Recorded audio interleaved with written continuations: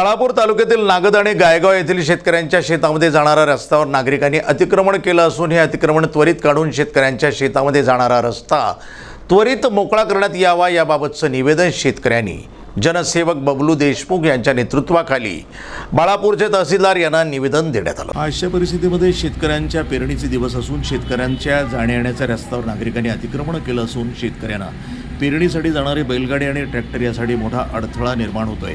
तसंच शेतकऱ्यांना न्याय मिळावा असं निवेदनामध्ये नमूद केलंय।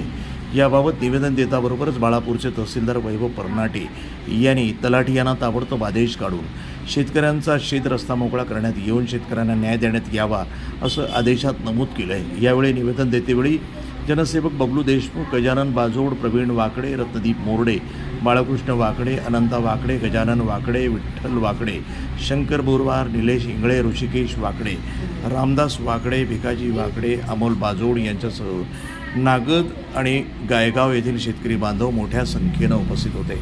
गायगाव येथील शेतरस्त्याच्या प्रश्नासाठी बाळापूरचे उपविभागीय अधिकारी सन्माननीय बक्षीसाहेब, या तालुक्याचे कर्तव्यदक्ष तहसीलदार आदरणीय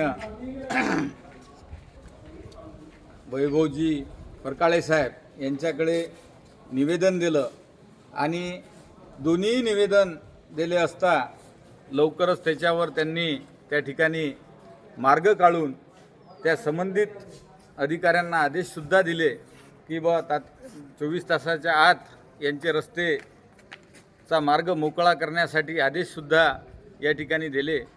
खरोखर माझी या ठिकाणी महसूल विभागाला या माध्यमातून एक कळकळीची प्रार्थना आहे की ग्रामीण भागामध्ये आता सध्या हा पेरणीचा वेळ आहे आणि या पेरणीच्या वेळेमध्ये शेतकऱ्यांनी कोणीही कोणाचा रस्ता अडू नये याच्यासाठी एखादं एक पथक या ठिकाणी मला असं वाटतं नेमलं तर ग्रामीण भागातले जे काही आज आपण वादंक बघतो रस्त्यासाठी हे होणार नाहीत।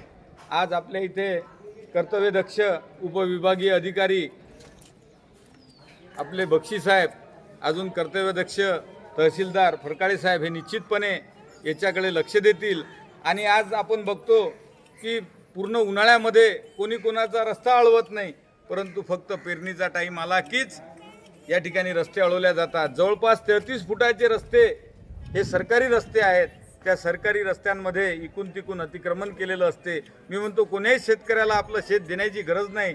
शासनाने दिलेला तो रस्ता आहे, तो रस्ता जरी त्यांनी मोकळा करून दिला हे कारण समोरचाही शेतकरी आपला भाऊच आहे आणि त्याचंही शेत पेरल्या गेलं पाहिजे, त्याची हे 12 महिन्याची खेप आहे।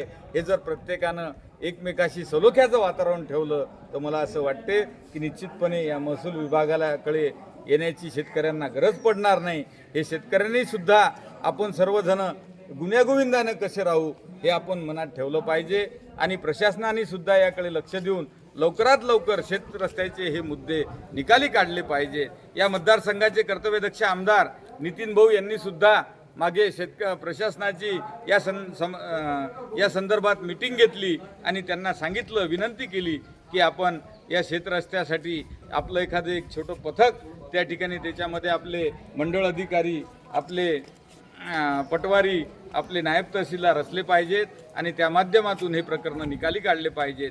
मी या ठिकाणी सन्माननीय उपविभागीय अधिकारी बक्षीसाहेब आणि कर्तव्यदक्ष तहसीलदार साहेब यांचे आभार मानतो की आज आमच्या दोन्ही गावाचे प्रकरणं त्यांनी या ठिकाणी लवकरात लवकर त्याचे आदेश देऊन लवकरात लवकर निकाली काढण्याचा या ठिकाणी आम्हाला आश्वासन दिलं। त्याबद्दल मी त्यांचे आभार व्यक्त करतो आणि माझ्या सर्व शेतकऱ्यांना ग्वाही देतो की आपले सर्व जे काही प्रश्न असतील ते निश्चितपणे आपले अधिकारी निकाली काढतील असं मी माझ्या सर्व शेतकऱ्यांना एक प्रामाणिकतेचा शब्दसुद्धा देतो। धन्यवाद। जय महाराष्ट्र। प्रतिनिधी अमोल जामोदेसह NTV न्यूज, बाळापूर, अकोला।